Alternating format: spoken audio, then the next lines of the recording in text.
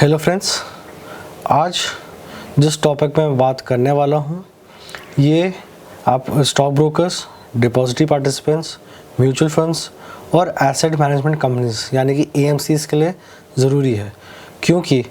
Since इनके पास data client का होता है रिगार्डिंग कि उनको कौन सा स्टॉक ख़रीदना है, बेचना है, कोई डीमैट अकाउंट खुलवाना है, म्यूचुअल फंड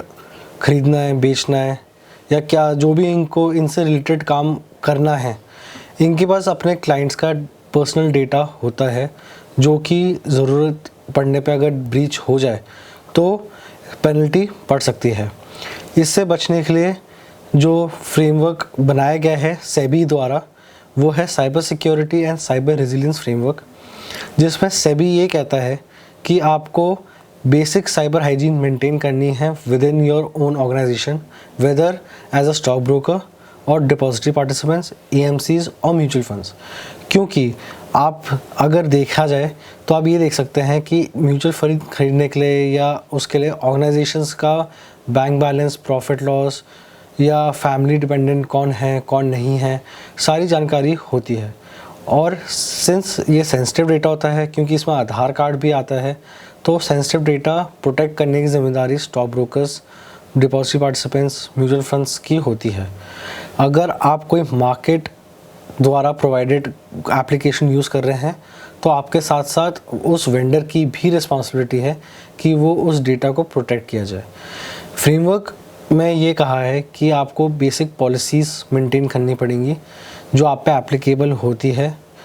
क्योंकि उस पे आपके लिए एक बेसिक गाइडलाइंस बन जाती हैं कि आपको अपनी कंपनी कैसे चलानी है। उसके हिसाब से आपको ये भी कहते हैं कि जैसे आपका एक्सेस कंट्रोल है, कहीं सर्वर्स रखे हैं, आपका कोई ऑफिस में आ रहा है तो उसके लिए आपको होना चाहिए कि रिस्ट्रिक्टेड एक्सेस होना चाहिए, कि सर्वर अगर कोई जा रहा है तो सिर्फ ऑथराइज पर्सनल ही होना चाहिए जो कि जाना चाहिए, उससे ज़्यादा नहीं। आपका अगर कोई external person is going then आपको ये देखना पड़ेगा कि आपका वहाँ सीसीटीवी कैमरा है कि नहीं, कोई अगर उनके साथ कोई विजिलेंस के लिए कोई उनके साथ है कि कहीं वो ऐसा डेटा कॉपी ना कर ले जो कि आपके ऑफिस के बाहर नहीं जाना चाहिए। ऐसे ही आपका अगर फिज़िकल सिक्योरिटी होनी चाहिए कि अगर आपका बाई चांस एक्सेस कंट्रोल का जो सॉल्यूशन जो आपने लगाया है ऐसी जगह पे अगर वो ख़राब हो जाए तो कोई गार्ड बैठा हो बाहर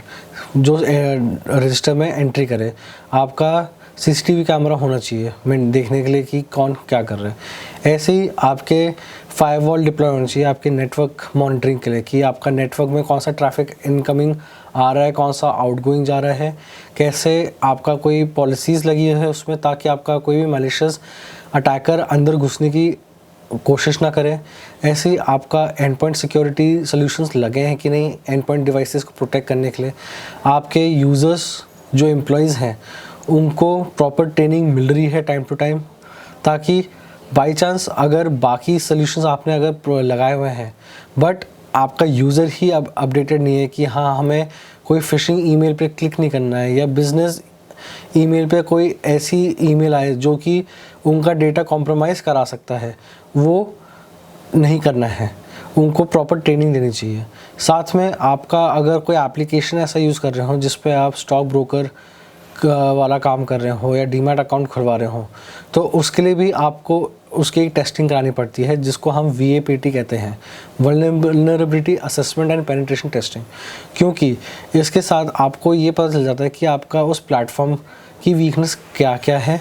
क्या पैच करना है, ताकि आपके यूज़र्स का डेटा जो ट्रांसमिट हो रहा है यूज़र तक या यूज़र्स से जो आपके पास आ रहा है वो सारा आपका इंक्रिप्टेड फॉर्म सिक्योर मैनर में आ रहा है, सिक्योर लाइंस के थ्रू आ रहा है। तो फ्रेमवर्क जानिए, और अगर हेल्प चाहिए तो साइबर सिक्योरिटी एक्सपर्ट से संपर्क करिए जो आपको उस दिशा में गाइड कर सके और आपकी हेल्प कर सके। Thank you.